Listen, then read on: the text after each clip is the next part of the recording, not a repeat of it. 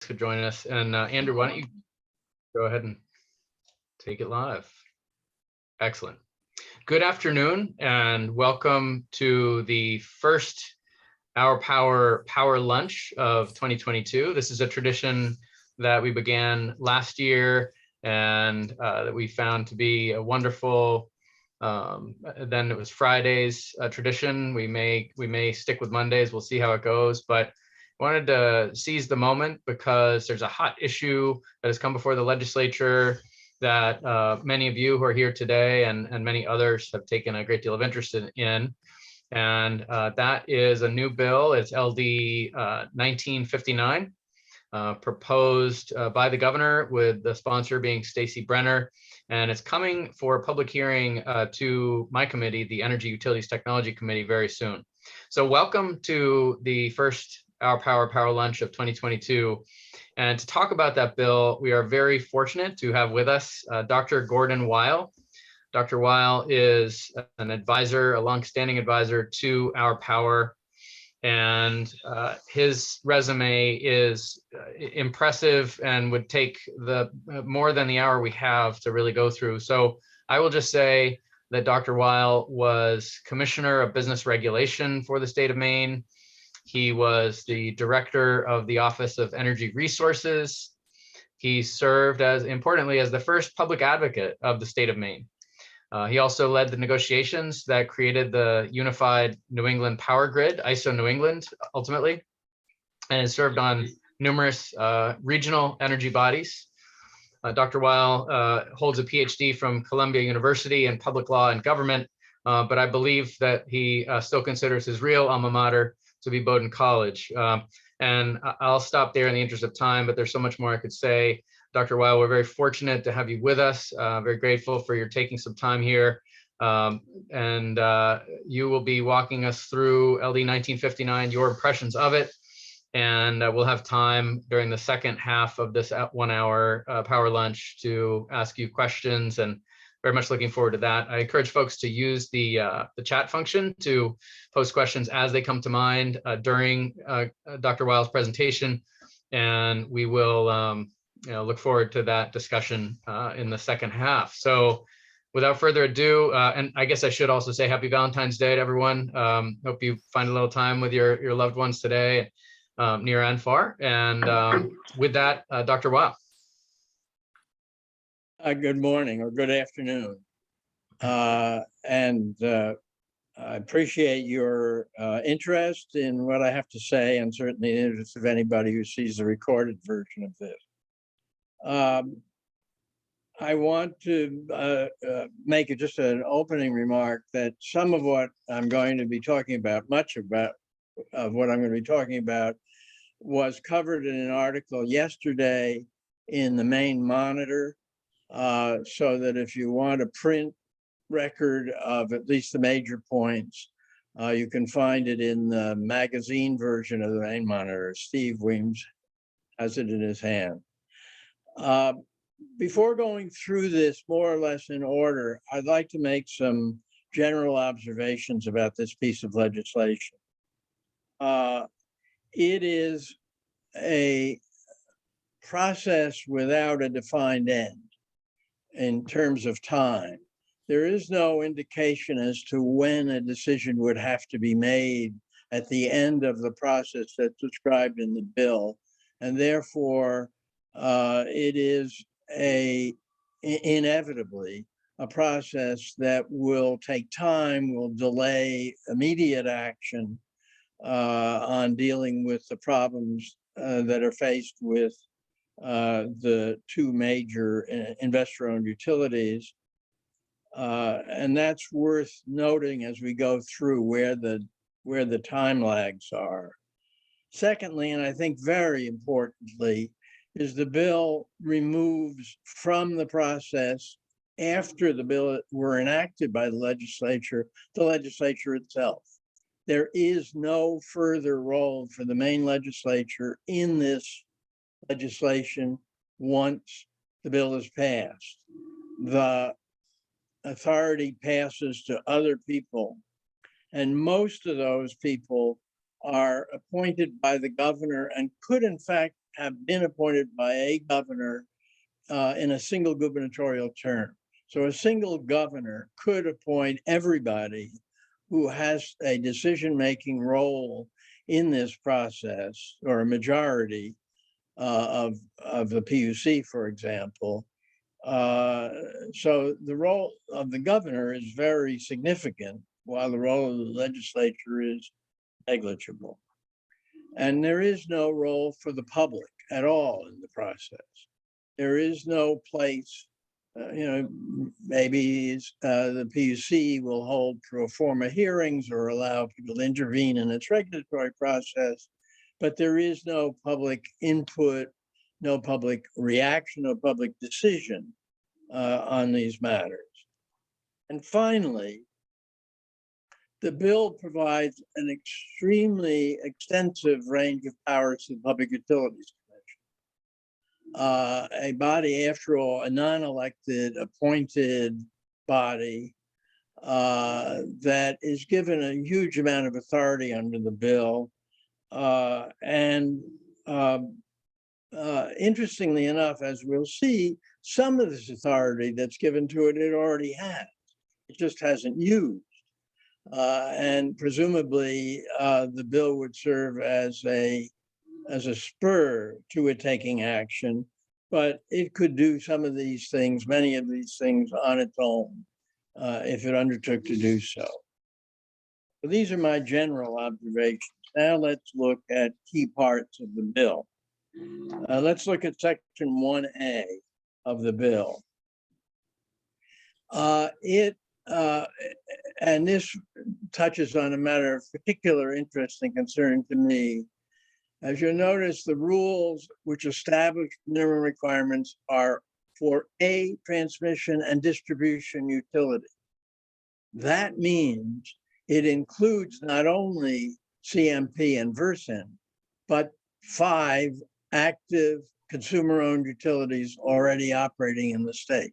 This section is not limited to large utilities only. It covers all T&D utilities. So that means Kennebunk, Madison, Eastern Maine Co-op, Holton, and Van Buren would all be required to meet these minimum requirements. I think that is extraordinarily unnecessary in the legislation. If there is concern about utility performance, it is not about Maine COUs, who generally have lower rates than the 2 investor-owned utilities and higher reliability than the 2 utilities. So it really is sort of an unnecessary addition that increases the workload. You now have 7 utilities to deal with instead of 5. I know there are other consumer-owned utilities, but I assume at some point you reach a de minimis exemption. But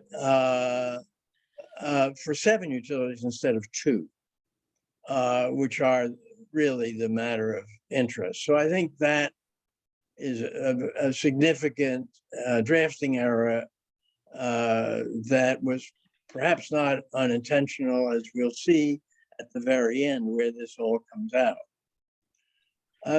Secondly, in that paragraph, the rules that are adopted by the commission would be routine technical rules. That removes essentially the commission, the legislature, from oversight of rules that are of an inordinate importance in this process. This is going to be the standard by which you judge the performance of the utilities, and the legislature has no role in that. It's just routine rules to be done by the utility, not subject to by the commission, not subject to legislative review. I think that's a serious weakness of the bill as well. It clearly removes the legislature from the process, but it is inappropriate given the importance of the rules that have to be adopted.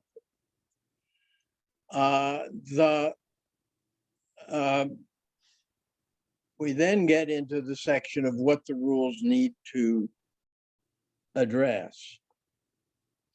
And the rules will measure utility performance according to standard industry practices or class industry practices.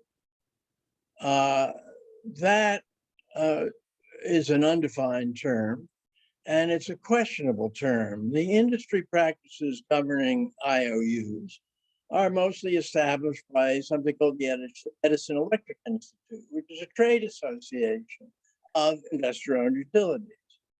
And therefore, it is likely that whatever standards they apply or modify would be adjusted to accommodate the kinds of concerns that are faced here. The consumer-owned utilities, and I'm not going to keep coming back to them, have different standards from those imposed by EEI. Of these 6 standards, that 6 areas for standards, there is no question that the most important is reliability of service. The basic function of an electric utility under, as long as they've been in existence, is to provide reliable service at the lowest possible cost. That's the mandate of an electric utility. And here we would have reliability for the 2 IOUs as established by class industry practices. Just what happens in the industry.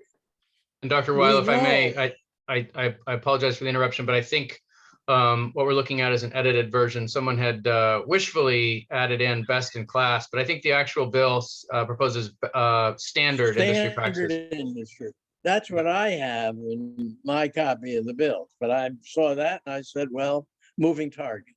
No, it's standard industry practices, which is even worse. But right now, the Energy Information Administration, which operates under the Department of Energy, rates utilities on reliability using standard measures of reliability. We don't have to go and ask the utilities to report to us something that the PUC will measure them by standard industry practices. It's measured. It exists. We know it today. And we know it, and 3 main utilities are reported on in the Energy Information Administration tabulation, CMP Versant, and the Eastern Maine Electric Co-op. So we can see that already. That exists. You don't need to go through this exercise. And that's the most important of these items. Customer requests, customer complaints are going to be about reliability. Restoration of service after storms is going to be about reliability. It ties back to reliability. This is already measured. Why don't we just use what's there? And of course, the answer may be because what's there shows that the main investor-owned utilities are last in the country in terms of reliability. So it's, we already know that. Do we have to now start a process to find out what we already know? Some of these other things can be frequency of customer complaints. Boy, if this legislation existed and I wanted to do some harm, I'd just get everybody and his brother to call. It's such a manipulable number, it's hardly worth rating according to that. Timeliness and accuracy of bills is fine. PUC certainly can do that today, does try to do that today. Interconnection by generators is regulated and legislated today. If the PUC doesn't like it, they can take action now. We don't need to go through a lengthy performance review. So all the rules will relate to is stuff we either already know or can do something about. It adds nothing, but I will come back at the end to explain why it's here in this way. Then the commission has to collect all this information, calculate and publish a quantitative score for each of the 6 functions for each of the 7 utilities. 42 different scores would come out of it the way this bill is done. And it's done by the existing commission staff, which obviously must have a lot of time on its hands today, because either our rates are too high and we're paying for a staff that's sitting around waiting for something to do, or what this bill lacks is giving the commission the staff to do the job. So this becomes a wish rather than something that can be done. And there's no requirement when the staff does calculates and publishes this score. And so if they don't have enough personnel, they'll get behind. And then if you don't follow the rules, which means you don't report, presumably, as paragraph C indicates, it's an administrative penalty, which is most likely a fine, and not a very large fine for failing to do that. So there'll be, delays and disputes over that. And there has to be an adjudicatory proceeding to decide whether to impose a fine. So, my gosh, you could string this out almost indefinitely. As a result, this entire section 1A, resulting to the performance report card, is both unnecessary and unworkable. It's a good idea to measure the performance of utilities. I'm not arguing against that need, but to some considerable degree, it's already done. And if it isn't already done, you're asking the PUC to do something that's a load of work imposed on utilities, some of which don't need even to be under this section. And I just don't see that it works. And if there are glitches in it happening, you get an adjudicatory proceeding about imposing an administrative penalty, which, if you look at section 1508, isn't that much money, unless it persists endlessly. And let's go on to the next section, the transmission and distribution utility reports required. So this gets to the one item that didn't appear on the list of rules, and that has to do with the bill. What does it cost? Is this a fair rate that's being charged? And so if you have a situation where a utility has not been subject to a rate determination, and here we're only talking about the 2 large utilities. Finally, we have the qualification. This does not apply to the consumer-owned utilities. It only applies to the 2 large IOUs. If they haven't had a rate determination in 5 years, then it's got to report a comparison of what its actual costs are compared to its most recent rate case, that is to say, the one from more than 5 years ago. And if the commission finds there is a 10% difference, in other words, they could be over collecting by 9%, it'd be all right, then the commission may take action. Well, let's take a look at that. That's not how a rate case is done. These aren't cost estimates. When a rate is set by the PUC, it has an expectation of a certain level of performance by the utility that will justify expenditures, a range of expenditures, net service, and a return on equity. This isn't an estimate. This is the regulatory basis for the rate. To look at that only once every 5 years, this seems to say, we're not going to look at you any more often than that. We're going to look at you once every 5 years if you don't have a rate case. If I'm over collecting by 9% a year, I'm not going to come in for a rate case. If I can go for 5 years before you look at it, I'm going to just keep on keeping on until finally they look at it. And if they say, well, your rates this year were 9% greater than what you thought they would be. Well, yes, but there was inflation. There were all these other factors, and you have a big discussion about that. And then the commission says, well, we think you've been over collecting, so we're going to require an audit. We're going to check your numbers. Really? Or if we think you've just gone overboard, we're going to disallow cost recovery in your future rate case. Well, when are you going to have a future rate case? You're not mandated to have a future rate case.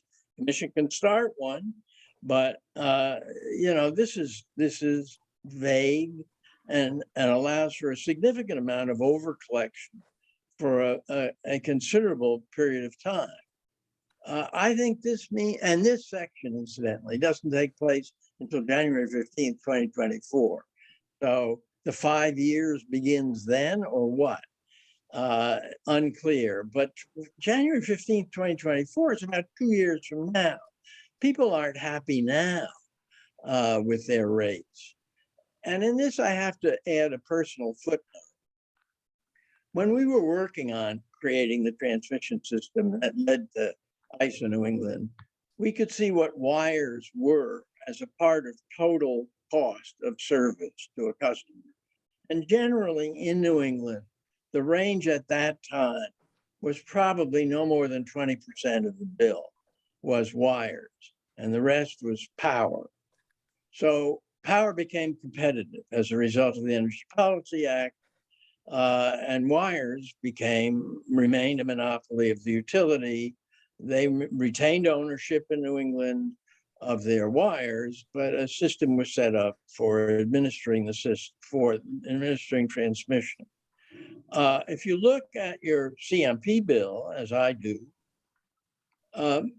significantly more than 50% of the bill today is wires. Now, clearly, there could have been an increase in the cost because of generation being more remote from load than it used to be. Because if you're going to have wind generation, it's not going to be right next to Boston. It's going to be wherever it is, and then you're going to have to run transmission to it. So new transmission is required. It was bogus to say that transmission was worn out. It's about halfway through its depreciated life, which is about what it ought to be. So there's no justification for this. It's turned out to be an extremely profitable business, partly because of FERC allowances under federal law of very generous returns on transmission. Okay, now let's just move briefly to the next section of the bill, which relates to whistleblower. And on that, I would just say, I'm not going to get into the detail, but it seems to me that it wouldn't be amiss to have a provision that protected customers against retaliation for making complaints. It's possible. It can happen. And therefore, I think it wouldn't be a bad idea to say that that there ought to be some protection for a customer who experiences inordinate costs after having made a complaint to the PUC or elsewhere about the quality and cost of service. Now let's move on to section 5 of the bill, which has to do with the divestiture problem. So in other words, we've done this performance report card and we find you flunked. You're not doing well, you're not meeting the standards. Who determines that? The PUC determines you haven't been meeting the standards, or you are financially impaired. I love that. That is to say, you're not recovering enough from customers. That's what financially impaired means. It doesn't mean you're recovering too much. You're not recovering enough. That's what the words say. So that then opens an adjudicatory proceeding, after which the commission may determine that the utilities should be divested of the facilities. And here we come back to what I started with in the first section. This means that the PUC has the authority to start a process that would take away consumer ownership of an existing Maine COU and potentially turn it over to an investor-owned utility. This is legally possible under this section. They could be divested. The current utility could be divested because this applies to a transmission and distribution utility that submits its information for performance. This is, in my opinion, simply in error and unsustainable and unjustified, and a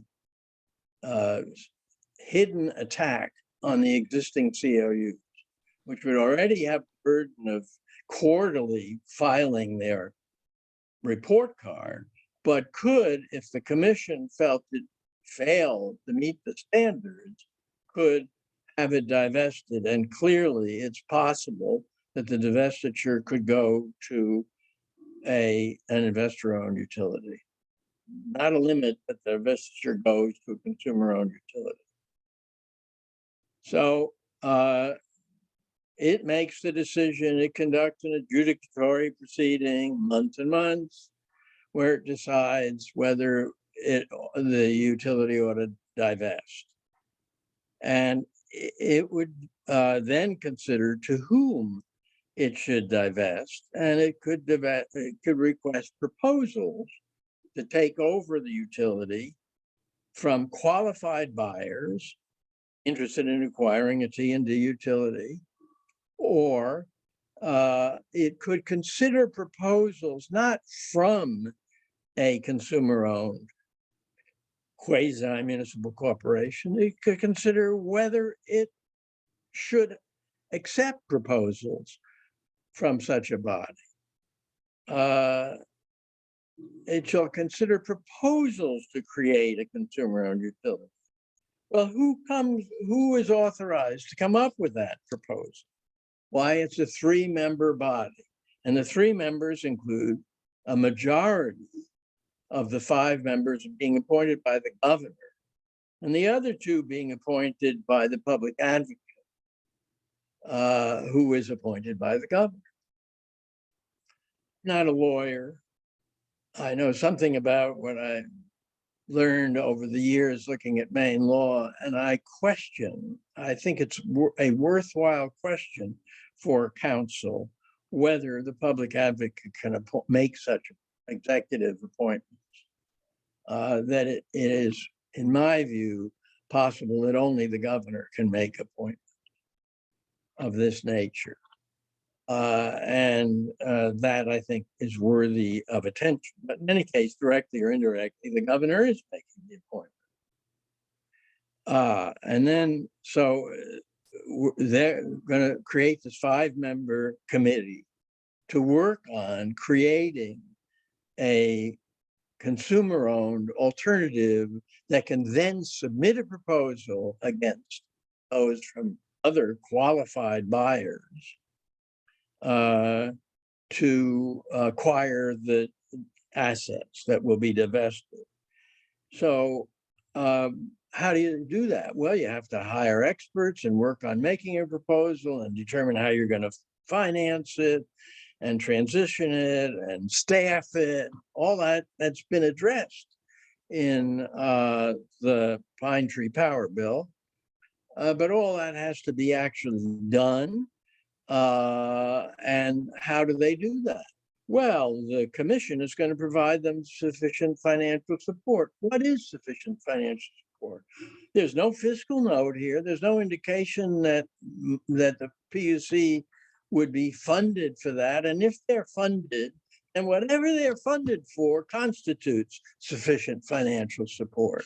And that remains to be determined. So here we have, qualified buyers. Well, all they have to do is show up and say, I'm qualified and here's why. But you cannot have here much of an opportunity unless you're consumer on the consumer-owned side, unless you're produced by this process.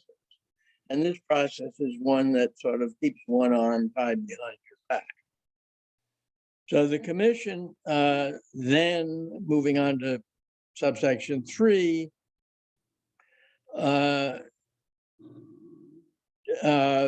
will then look and see if the best proposal they have provides net benefits in the form of lower rates or better service than the incumbent utility. So that's a determination made by the commission.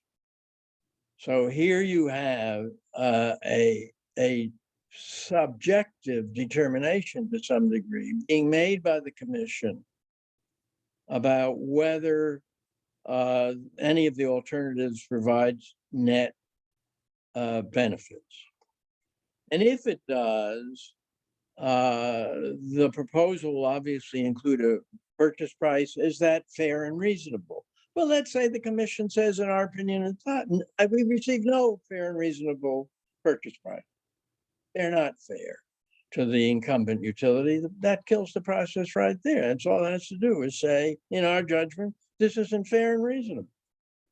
That's a judgment that's probably not appealable to the law court. That's within what the commission can do. And that it must demonstrate that it will have all of the necessary ability to operate. This is a utility, which it should have had to demonstrate to become a qualified buyer in the first place. And then let's assume several, including the COU, qualify. Then we'll do whatever's in net benefits. Now, the PUC had a study done with regard to a consumer-owned utility. And I doubt that the PUC is going to do this all in-house. So these kind of determinations are going to be on the advice of outside consultants. And there you run into the problem of who else do they work for? Who else do they want to work for? What is influencing their advice to the commission? You have no sort of open process where the people who are going to end up paying have any role to play in this, either by a referendum or through the legislature. So all legislatures, at least elected. This is a non-elected body that is making what amounts to be the most important decisions about whether utilities really are held accountable. And I don't know how many people remember way back, but the commission wasn't always free, objective, independent, no utility influence body. This was a utility that allowed the president of CMP to heat his driveway with electricity to melt the snow, and that was okay. So you're giving this to unelected officials who you don't now know. You don't know who they're going to be, and you don't know how independent they will be, and yet you've turned the keys to the car over to them. The net result is you have a process that is very far removed from the interest of the people who are most affected, which are the customers, which duplicates a lot of what's done. And I'll just run over the general features of the bill that I highlighted in the main monitor piece to summarize, and then we can go to questions.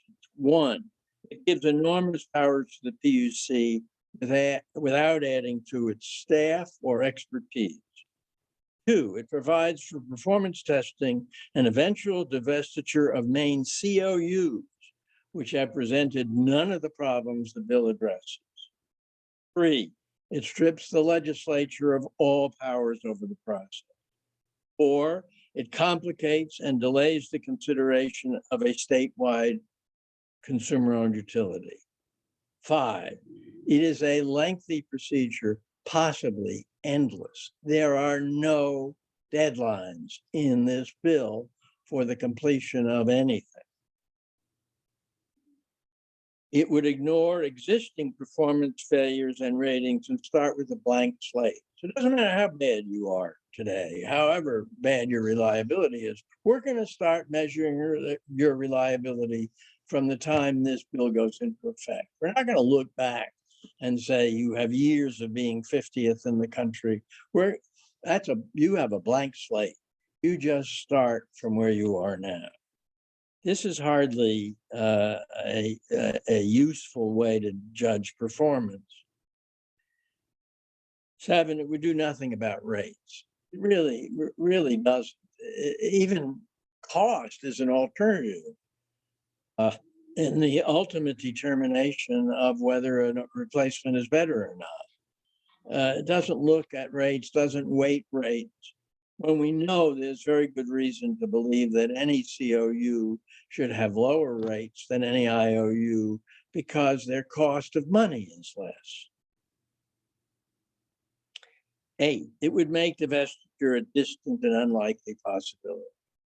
So the idea that the media has picked up on, here's a performance test at the end of which divestiture can happen. So, there is a way out if there needs to be a way out. Really? When and how and with what certainty? Divestiture is a vague possibility at best. 9, it allows a governor to kill a statewide COU. And I'm not saying this applies to the current governor, but it is possible to conceive of Maine having a governor who would simply not want a consumer-owned utility and could appoint into the key positions the people who would make sure it didn't happen. And that's made possible by this bill. And 10, it lacks any reference to funding, which would be considerable. And it seems to me, sure, I know a fiscal note doesn't have to be there when the bill goes in, but it would seem to me deciding whether this is a worthwhile bill or not is totally dependent on a number of factors, but one of which is, what does it cost? Where's the money coming from to make this possible, to fund the PUC to do all of this, to fund the COU formation committee to do its job? It seems to me that this bill clearly is well-intentioned, clearly says there is public concern about the reliability and cost of service in the state of Maine, particularly arising from the 2 large investor-owned utilities. And government needs to address that concern. To be responsible, government ought to be addressing that concern. But that's about as far as it goes. It doesn't produce a result that could bring about change with any degree of certainty. And for that reason, I think it promises but doesn't produce. So I will leave it. For questions.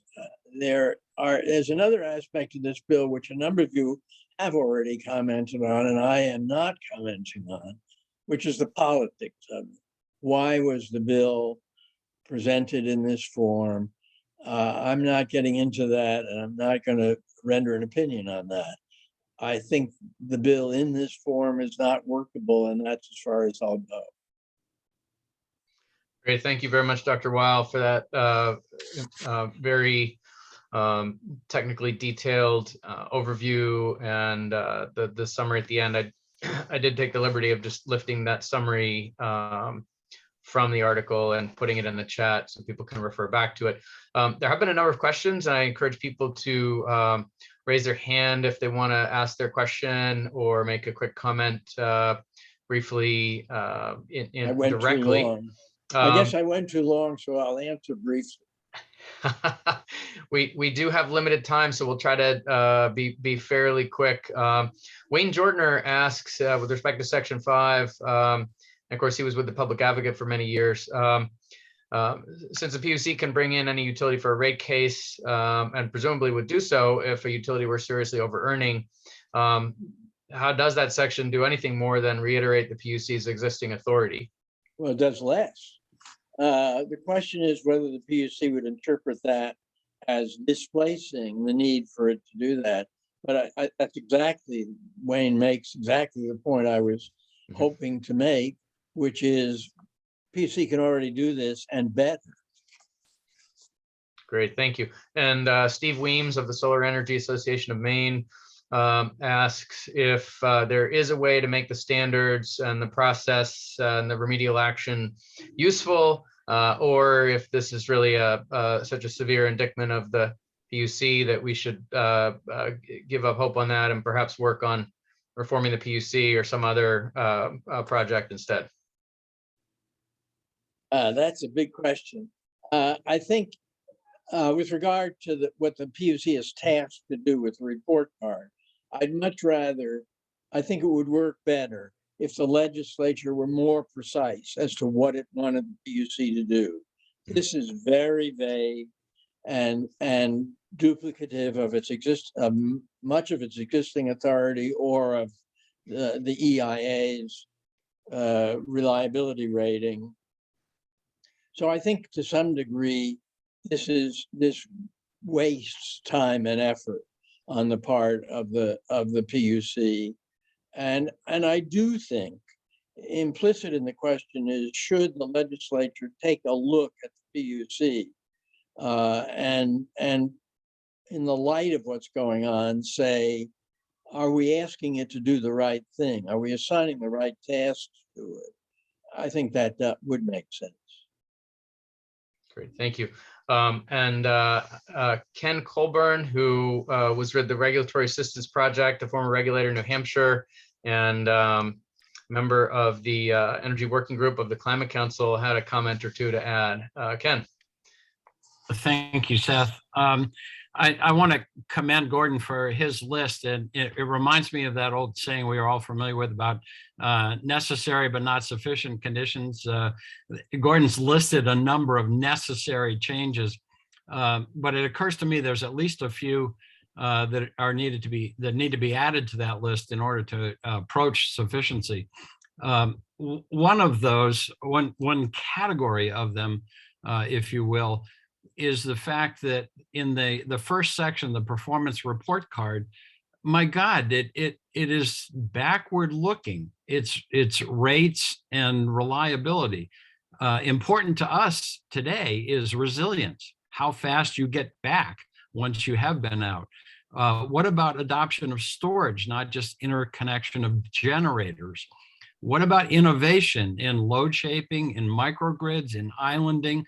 What about climate metrics in light of the Maine Climate Action Plan, which is not a governor's initiative, it's a legislated standard that the state should meet? What about beneficial electrification?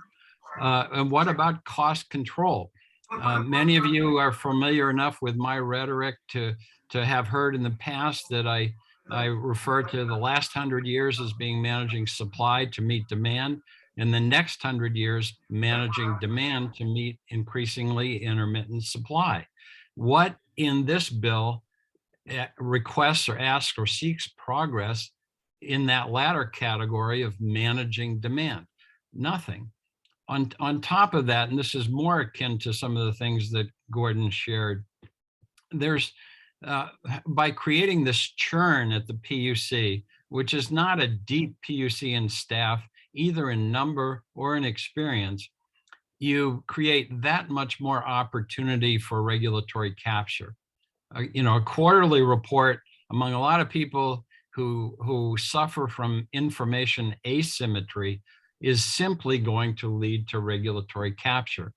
And a further one, which is again closer to what Gordon was suggesting, is by empowering the PUC to pull the trigger on a COU, is it actually going to happen? Are any of us aware of any circumstance where regulators, as opposed to legislators, have pulled that trigger? I am not.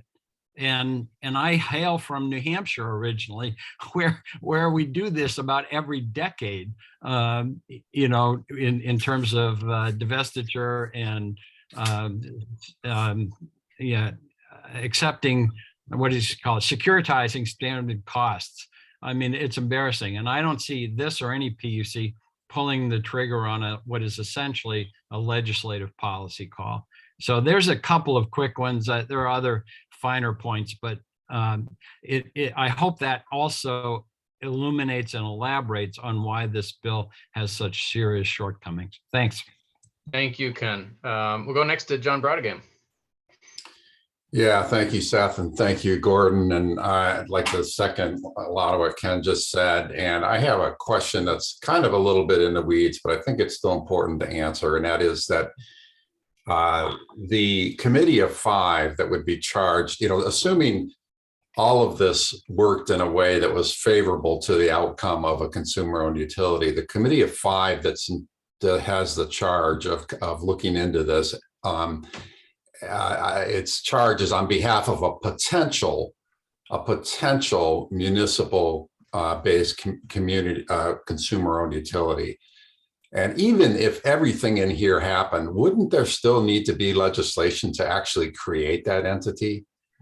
I mean, there is no entity that can be can actually consummate an agreement here, even assuming everything fell into place and the commission were to agree that it was beneficial, the 5-member panel were to come up with a proposal.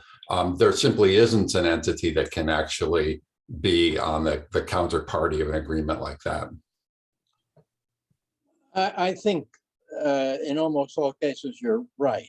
I can dream up a hypothetical case in which it wouldn't require legislation.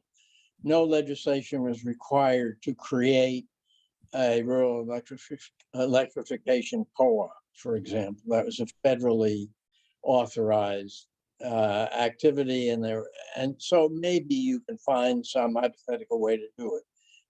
But it's true, but I think the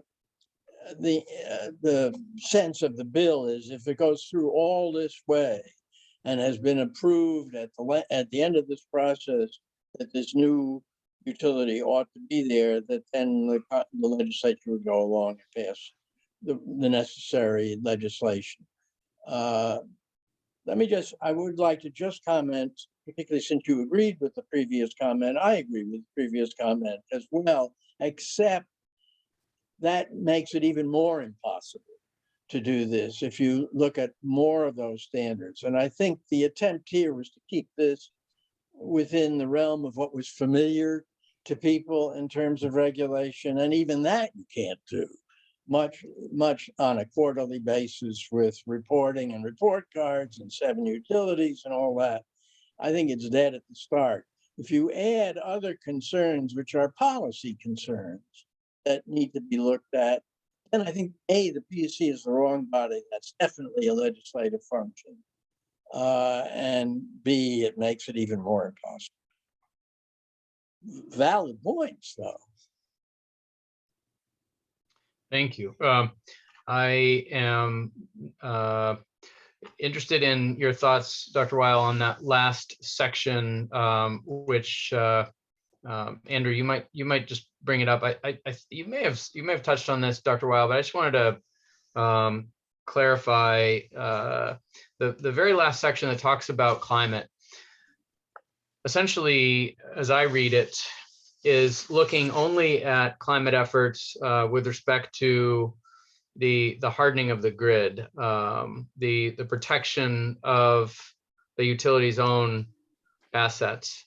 And I think that is important to note because although it's a nod to climate and it does use the word climate, it doesn't seem to do anything meaningful with along the lines of what Ken Colburn was talking about, for example. So would you agree with that assessment, Dr. Weil?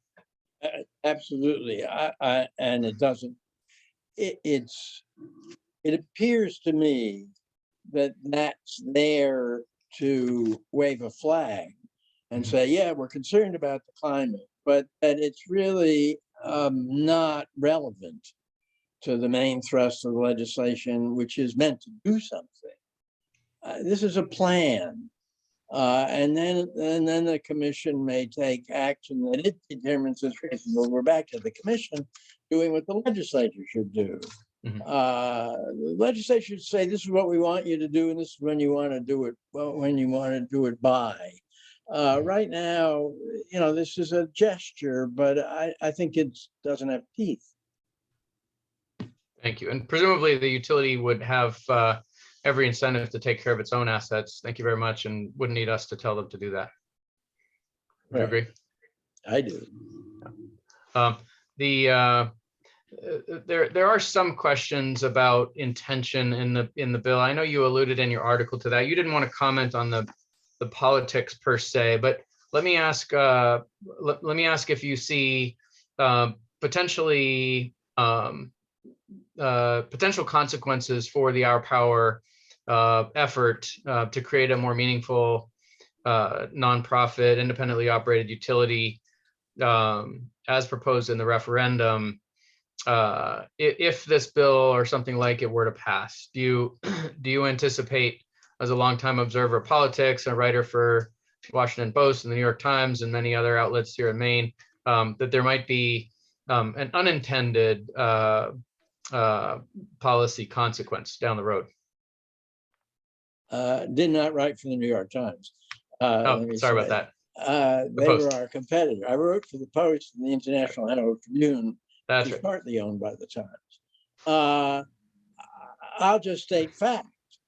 This is a process, this bill 1959, that is lengthy and complicated and does not have deadlines. So when you get to the point of divestiture, if you get to it, let's say the whole thing works. Utilities are found to have not performed, a replacement is found, it produces net benefit, you're way down the line in terms of time. The proposed referendum, if it were to take place next year, say, would produce and passed, obviously could fail, just as this could fail. But let's assume both of them were to succeed in their own terms. The referendum would produce an earlier result. It would be, and right now, there is a lot of customer concern about the utilities, both in terms of reliability and cost and other factors. But still, the basic bread and butter, reliability and cost, matters. So presumably you want to address that. One way it would, if successful, if both were successful, one would happen a lot earlier than the other. That's not a political judgment, but it's a statement of fact.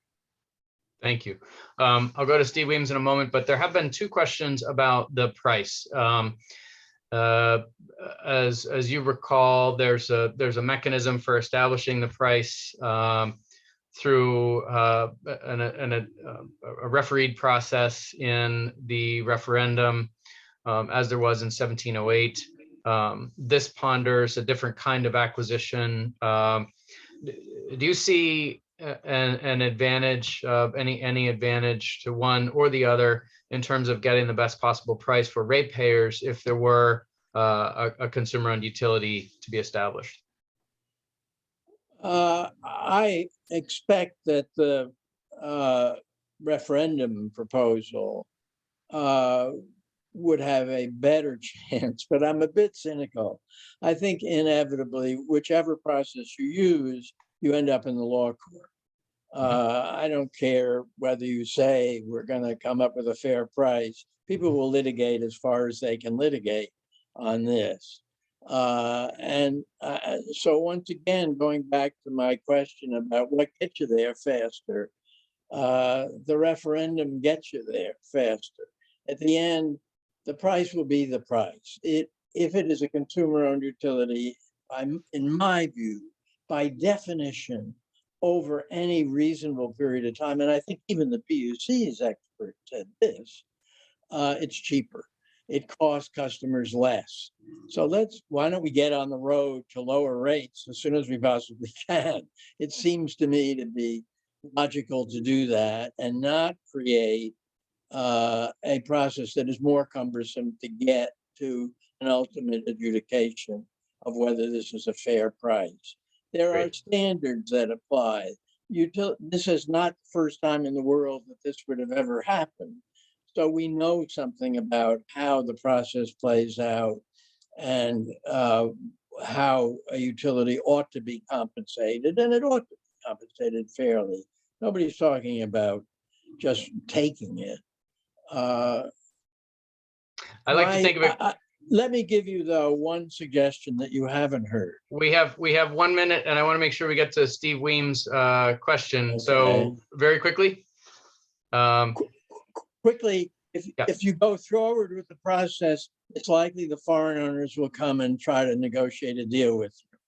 If they see the handwriting on the wall, this changes things. Great, thank you. And Steve Weems, last question. I'll try to be quick. Where a long time ago, but where I went to school, the question at the end of the case was always, what does a senior executive in charge do about the existing situation? If you stipulate that stronger, better regulatory oversight is good, and if you stipulate that the list of Dr. Weil's points at the end of his article added to what Ken Colburn said is the complete indictment of the present bill, what do we do now? Do we try to make a silk purse out of a sow's ear, or do we say it's just too fatally flawed, set up some other process to work on these goals? Dr. Weil. I will not state an opinion on that. Sir, that's your job. Well, Fair Dr. enough. Weil, we want to thank you for the hour you just spent with us and for going over your thoughts about this bill. There will be an opportunity for all of us to weigh in. Well, I should say for all of you to weigh in. Representative Grahowski and I will be at the listening end. But the public hearing on LD 1959 is expected to happen on February 22nd. That is just 8 days away. The governor's office and the sponsor of the bill have requested that that be the day for the hearing. So we do anticipate that it will be advertised on Wednesday. So you heard it here first, 9 a.m. on Tuesday, the 22nd. And you are all, of course, welcome to come and testify, as is everyone from the public. You can sign up at the legislature's website, legislature.maine.gov, and go to the testimony link down at the very bottom right of the screen, where you can sign up to testify live and or to submit written testimony. And we take testimony in 3-minute chunks with questions sometimes from the committee. So with that, we want to thank everyone for attending. Thank you, Andrew, for moderating today and for sending out the video so that our following public can avail themselves of this and listen in. Legislators will all receive a recording of this event. And we hope to have other power lunches in the future. So stay tuned to the emails that you get, and we'll let you know about the next opportunities. Really glad you could all join us. Thank you again, Dr. Weil. And again, happy Valentine's Day to each and every one of you. Great job. Thank you.